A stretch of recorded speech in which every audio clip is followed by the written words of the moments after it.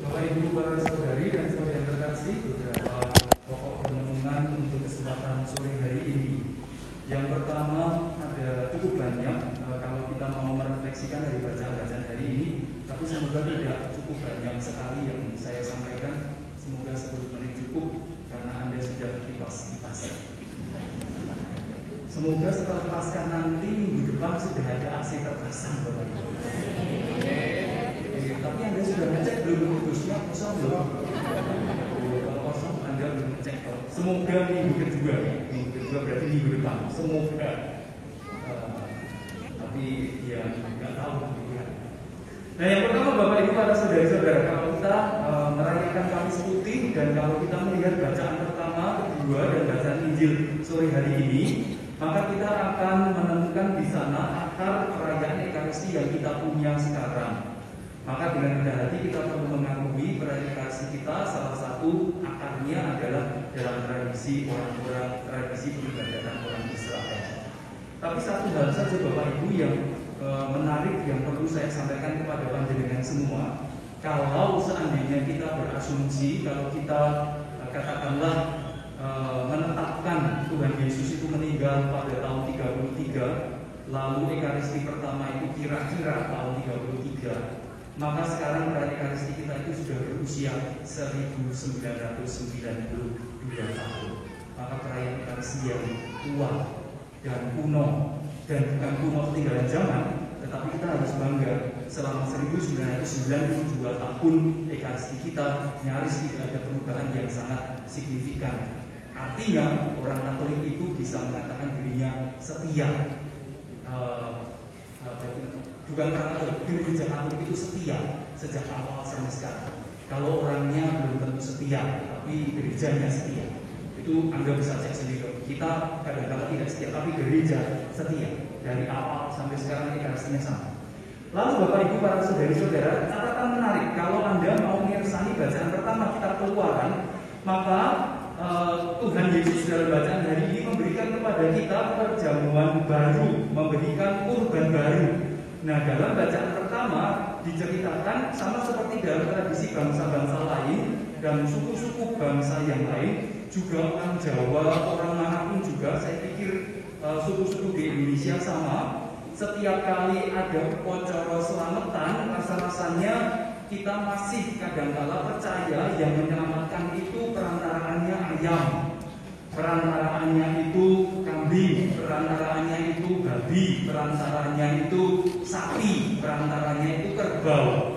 Nah Bapak Ibu para saudari-saudara, bacaan Ekaristi hari ini rupanya setiap kali Kamis Putih, kalau kita mau menempatkannya atau menyebutnya sebagai hari raya atau ulang tahunnya Ekaristi, maka kita diajak untuk para saudari-saudara, setiap kali kita mau ada selamatan, maka kita diajak untuk meninggalkan praktik-praktik kita yang tidak lagi sesuai dengan tradisi beriman Kristiani.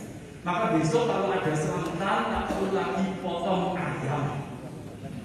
Atau sekurang-kurangnya kalau Anda potong ayam, Anda jangan mengatakan kok belek kita iki kanggo selamatan. Jangan katakan untuk selamatan. Mengapa?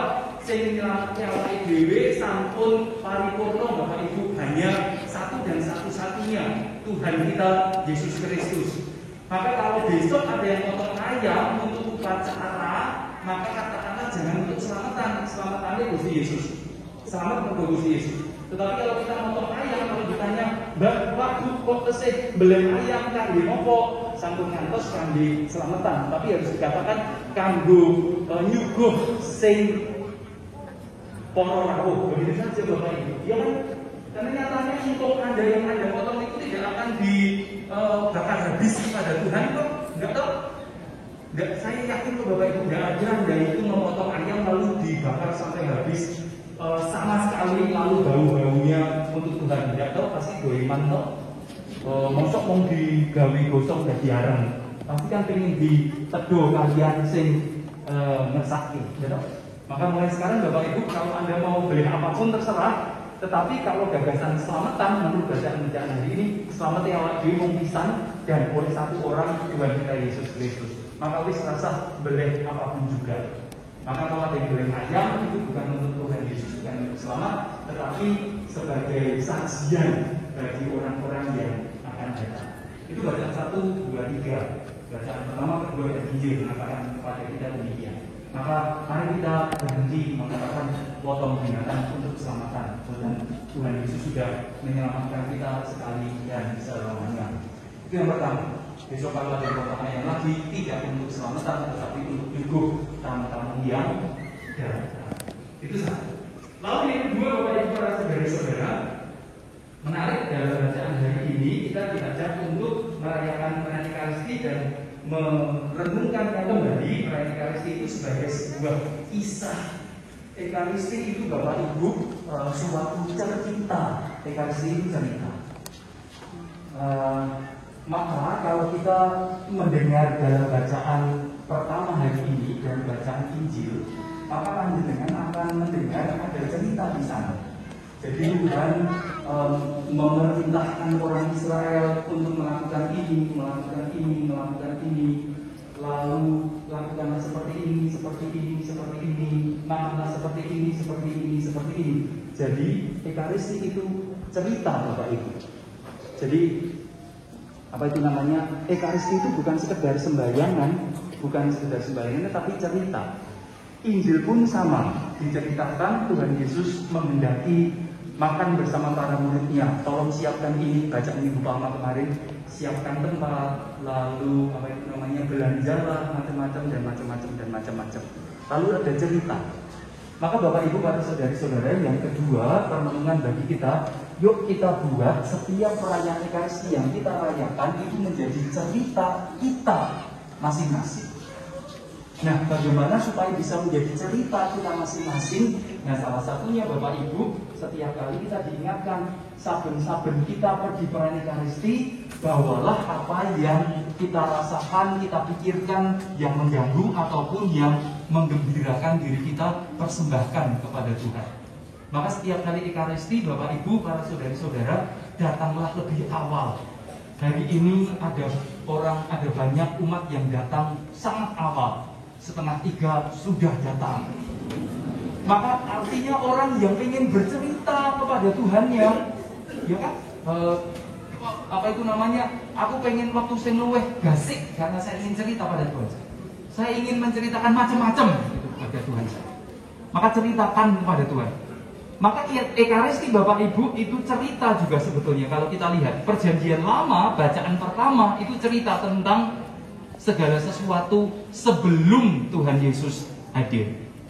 Nanti bacaan Perjanjian Baru itu bicara tentang peristiwa setelah Yesus tidak ada lagi. Nanti bacaan Injil itu cerita tentang Tuhan Yesus. Khotbah Homili itu cerita tentang peristiwa hidup kita zaman sekarang. Mengkontekstualkan peristiwa Yesus pada zaman sekarang.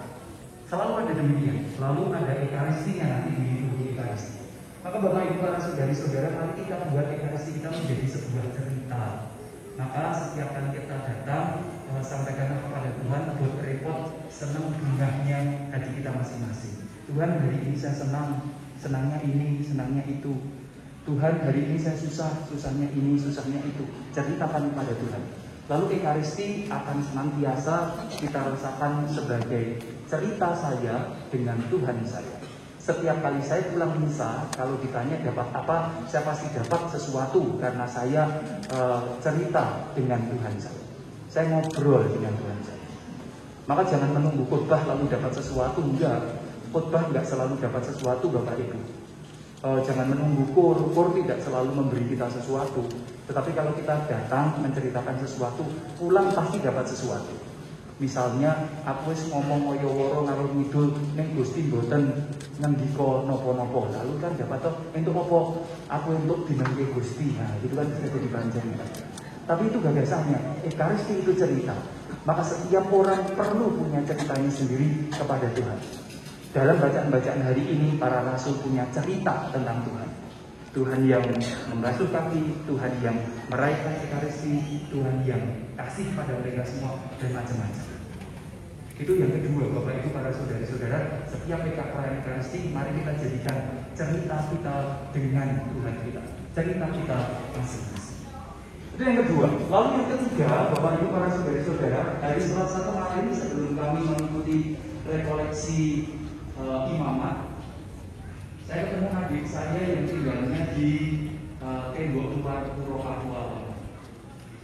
Lalu adik saya itu menyekolahkan anaknya di salah satu sekolah di ideologi. Mungkin ada temannya yang begitu. Lalu adik saya itu mengatakan kepada saya, Mas,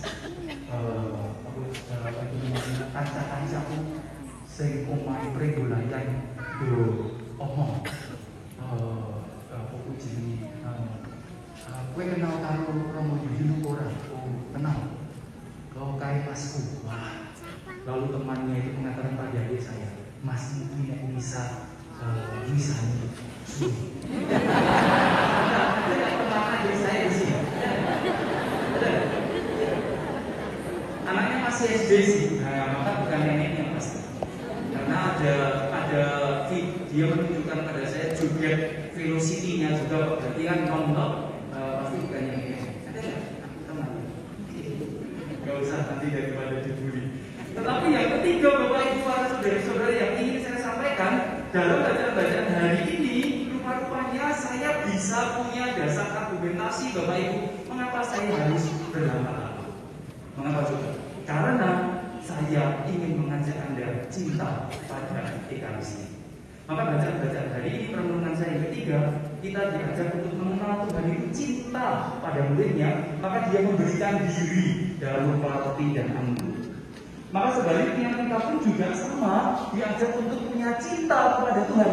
Nah, salah satunya cinta pada Tuhan tadi jam 3:30 itu ada anak laki-laki datang dari sisi timur, itu tidak hanya pakai baju putih tetapi pakai jubah putih. Minggu depan akan ikut aksi panggilan, gitu. Karena mengapa dia begitu? Karena cinta. Bapak Ibu buat pemirsa. Yang tidak usah anaknya saya ke rumah juga di bagian mereka kamu. Tapi ada anak laki-laki pakai jubah. Karena cinta, ya, karena cinta. Anda sekarang semuanya pakai baju putih juga karena pasti ada perasaan cinta tertentu kepada Tuhan dalam kasih kami. Besok pun sama, warnanya sesok pasti gelap semuanya. Entah hitam, entah ungu, entah coklat pasti. Ini bukan mengkondisikan supaya benjing dengan pakai hitam loh Bapak Ibu, enggak. Tetapi kalau Anda cinta itu pasti ada sesuatu yang Anda lakukan. Maka sama Bapak Ibu para saudari-saudara, kalau kita cinta pada seseorang, siapa yang pernah jatuh cinta? Enggak ada toh? Oh enggak ada, cuma satu itu. Cuma satu ibu-ibu yang ada di belakang. Nah, kalau Anda cinta pada seseorang, Anda yang cowok-cowok cinta pada gadis, gadis cinta pada cowok, kira-kira nek ketemu pinginnya suwe atau sedilo. Nah, gitu saja. Gampang toh, pertanyaannya sederhana. Jenengan tresno karo Gusti Yesus apa ora? Gitu. Tresno mboten? Tresno mboten? Nek tresno pinginnya suwe apa sedilo? Yo, itu saja. Maka enggak perlu lagi dengan adik saya masih ceritanya suwe rasa. Anda sudah tahu jawabannya. Saya suwe itu tondo tresno marang Gustine, itu saja. Maka jangan bingung loh, kok suwi? Nek saya suwe saya. Itu sama seperti Anda datang awal sebelum Ekaristi itu tondo tresno. Nek mepet-mepet telat-telat, itu orang yang itu nggak ada Bapak Ibu datang terlambat gitu. Nggak ada. Kalau ada pun agak anomali gitu saja. Tapi nggak ada. Maka gagasannya yang ketiga, Tuhan Yesus itu mengajarkan kepada kita, memberikan kepada kita perjamuan cinta. Pertanyaannya juga sama karena bacaan Injil tadi mengatakan kepada kita, mari kita juga membalas cinta Tuhan. Nah, maka Bapak Ibu para saudara-saudara, saya bisa bicara macam-macam tentang cinta ini. Maka salah satunya kalau datang perayaan, kalau sebelum Ekaristi, yuk kita persiapan terlebih dahulu. Sejam sebelumnya tidak makan dan tidak minum, betul? Masih ada yang puasa sebelum Ekaristi? Masih? Syukurlah masih ada. Nanti pasti ada yang bertanya, kalau minum air putih, yo wis lah, nek pengen telat nunjuk juga apa-apa. Kalau sakit, nah itu kan hal yang lain Bapak Ibu. Pokoknya dalam situasi normal, sebelum Ekaristi 1 jam sebelumnya kosong, tidak makan, tidak minum. Lalu persiapan sedari awal Bapak Ibu itu tanda cinta. Siapa yang sebelum misa masih membaca bacaannya terlebih dahulu di rumah, angkat tangan. Weh, semua yang akan membaca Bapak Ibu. Baca Bapak Ibu. Jangan katakan saya tidak punya kitab suci, tidak punya kalendarium liturgi, tidak punya penanggalan liturgi. Bapak Ibu, para saudari-saudara, alasan itu basi. Mengapa Bapak? Kalau Anda cinta pada Kristus, cinta pada gereja Katolik dengan demikian, maka Anda tidak punya alasan lagi orang duit kanggo tuku kalendarium liturgi atau penanggalan liturgi, karena di HP Anda masing-masing bisa ngunduh gratis e-Katolik. Dan di sana Anda bisa tahu bacaan besok atau lusa tertulis semuanya. Maka tidak ada alasan Bapak Ibu. Maka kalau kita cinta Ekaristi, maka satu, datang awal, orang mepet-mepet, gitu toh. Sebelum bisa mandi dulu. Ya, mandi itu untuk Tuhan, gitu loh Bapak Ibu, para saudara-saudara. Mandi, lalu apa itu namanya, pakai busana yang sopan di hadapan Tuhan. Kalau kita ada pakaiannya yang apa itu namanya, yang seksi-seksi, maka saya yakin Bapak Ibu dia tidak cinta pada Tuhan. Mengapa coba? Mengapa seseorang pakai pakaian seksi? Apakah ingin membuat Tuhan tertarik padanya? Enggak dong, enggak. Mengapa orang pakai pakaian seksi Bapak Ibu? Karena ingin menarik orang, bukan menarik Tuhan. Maka Bapak Ibu para saudara-saudara, nek awake dhewe tresno marang Gustine, saben misa klambine sing model-model itu sudah gampang. Maka bajunya datang tidak terlambat. Lalu tidak hanya sekedar puasa Bapak Ibu, kalau kita tresno marang Gusti Yesus, setiap kali sebelum Ekaristi, ojo diwiti sapa omah bengak-bengok pating apa itu namanya do padu karuan gitu Bapak Ibu. Siapa yang kalau misa setengah jam sebelum misa mulai bisa bengok putrane, bengok garwane, menggoni kakunya angkat tangan. Enggak ada, bagus. Orang Tenggola yang cinta kepada Tuhan Yesus. Maka sebelum misa, rasa putra putri, istri, suami tidak perlu dibengoki, wis ngerti kudu adus. Kudu enggal-enggal, nganggo klambi, orang kelewat-kelewat, itu Bapak Ibu. Itu tanda tersebut. Dan semua ternyata sudah terkenal ya.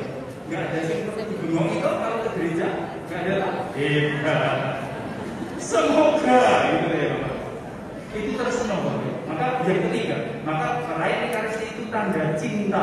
Sebaliknya kalau kita mau menyongsong cinta Tuhan, memberikan cinta kita kepada Tuhan, sederhananya demikian.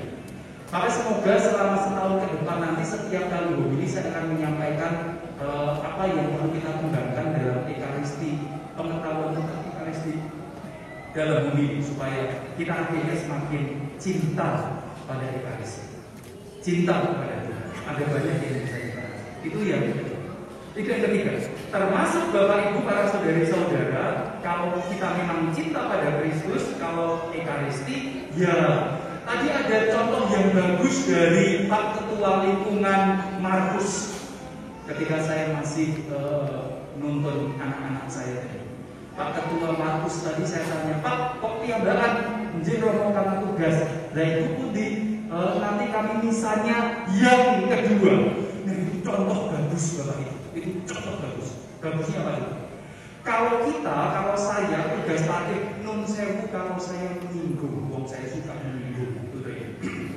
Tapi non sewu, mohon maaf kalau ada yang tersinggung. Tetapi begini, pernyataan Pak Ketua Lingkungan ini tadi benar Bapak Ibu, itu tanda cinta pada Tuhan. Apa itu? Kalau saya misa pertama jogo parkir, saya sudah misa belum? Belum. Ketika misa pertama, apa yang saya lakukan? Jogo parkir. Kalau saya ketika misa pertama itu jogo arem kanggo Wisdina, saya misa bukan? Bukan. Apa yang saya lakukan? Jogo arem. Maka Pak Pamong tadi mengatakan itu salah satu sampel saja sih, bagus. Saya yakin Anda semua bagus. Anda semua bagus. Itu sampel. Maka kalau kita cinta pada Kristus, cinta pada Ekaristi, maka salah satunya kita perlu mengikuti Ekaristi itu secara penuh. Secara penuh itu artinya dari awal sampai akhir. Dari lagu pembuka sampai komuni. Dari lagu pembuka sampai penutup. Begitu. Dari awal sampai akhir fokusnya ke sini. Itu artinya penuh, Bapak Ibu.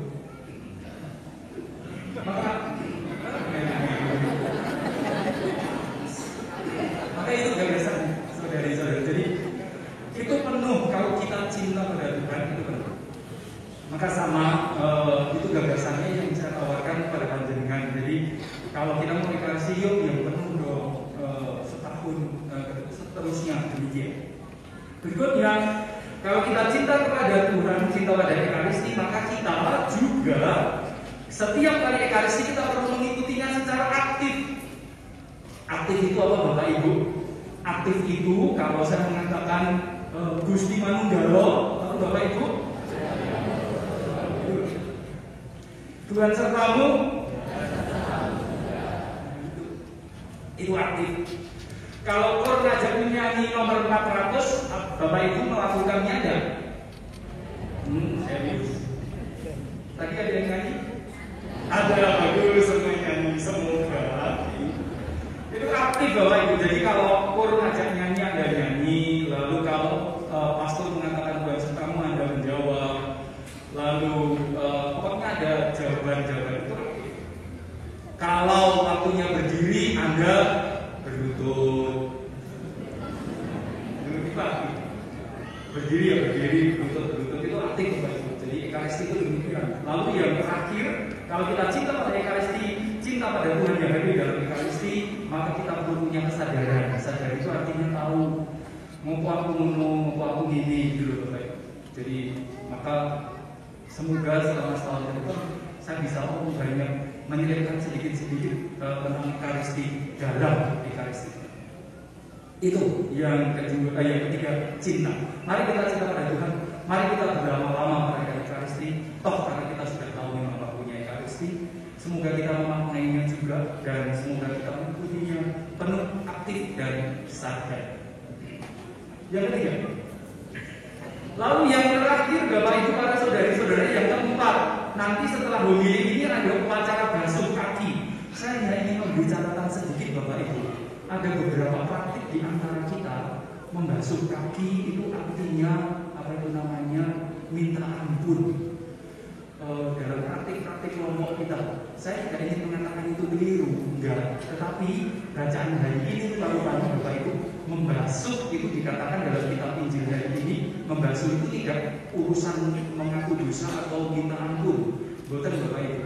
Tetapi membasuh itu artinya ingin mengajak Anda jadi bagian dalam hidup saya. Maka permenungan saya yang terakhir Bapak Ibu, maka dalam Injil tadi dikatakan hendaklah kalian saling membasuh kaki satu sama lain. Yang ini dikatakan dengan demikian apa Bapak Ibu? Yuk Bapak Ibu para saudari-saudara, kita ajak setiap orang yang kita kenal jadi bagian hidup saya. Mari sebagai orang-orang yang tinggal di tanah Jawa ini kita bertobat mulut kita. Mari kita buang kata-kata taksi berake. Taksi berake itu lebih dibuang Bapak Ibu. Karena dalam bacaan Injil hari ini jelas tidak ingin kita sama sekali, tidak ingin kita itu suka berake, suka membuang itu. Putranya pindah agama taksi berake. Kowe ada diopo sing tak karepe taksi berake. Enggak Bapak Ibu. Bacaan hari ini basuh kaki itu artinya mengajak setiap orang jadi bagian hidup saya. Yuk kowe dadi kancaku, yuk kowe dadi kancaku. Itu loh Bapak Ibu. Maka semoga Anda senantiasa mau saya libatkan dalam kehidupan gereja. Demikian juga semoga Anda mau mengajak saya dalam kehidupan Anda masing-masing. Itu dalam bacaan hari ini. Dan lebih optimal lagi, semoga kita mau mengajak Tuhan jadi bagian hidup kita. Maka itu arti basuh kaki. Maka semoga jangan sekedar diartikan, wah aku ingin jalur ngapura karo ibuku, tak mijiki sukune, enggak. Mijiki itu artinya saya ingin kamu jadi bagian hidup. Aku ingin kau jadikan bagian hidupmu. Itu bahasa. Maka yuk dalam kehidupan kita setelah ini kita senantiasa ingin mengajak setiap orang jadi bagian hidupku, jadi kancaku, jadi saudaraku, jadi temanku. Tidak ada lagi yang dibuang, disegregasi, ditinggal atau ditakdirkan. 4 hal Bapak Ibu para saudari-saudara, semoga perayaan seperti hari ini memberi kita inspirasi. Ekaristi kita menjadi sumber selamat, membuat kita bersatu dengan Tuhan. Sumber selamat bukan potong ayam, potong kerbau, potong sapi, potong babi, potong kambing, enggak. Kalau potong itu masih boleh, enggak boleh, tetapi orientasinya bukan untuk kurban, tetapi untuk memberi makan mereka yang datang sembahyang. Kurban kita satu, Tuhan kita Yesus Kristus menyelamatkan paripurna. 2, ekaristi itu cerita Bapak Ibu. Maka yuk setiap kali ekaristi kita cerita hidup kita, persoalan susah senang kita pada Tuhan dalam ekaristi. Maka ceritanya jangan dengan tetangga samping kiri kanan, enggak, ceritanya pada Tuhan. Maka boleh dari ekaristi itu ngobrol, boleh ngobrolnya pada Tuhan, tidak pada kiri kanan. 3, cinta pada ekaristi, cinta pada Kristus. Mari kita punya kesadaran, keaktifan dan penuh merayakan. Lalu yang terakhir, mari kita saling membasuh kaki. Masing-masing dari antara kita senantiasa mengajak setiap orang menjadi bagian hidup kita, tanpa ada lagi kata-kata tak buang, tak segregasi, tak tinggal dan segalanya. Semoga nama Tuhan dimuliakan kini dan sepanjang segala masa. Amin. Marilah kita hening.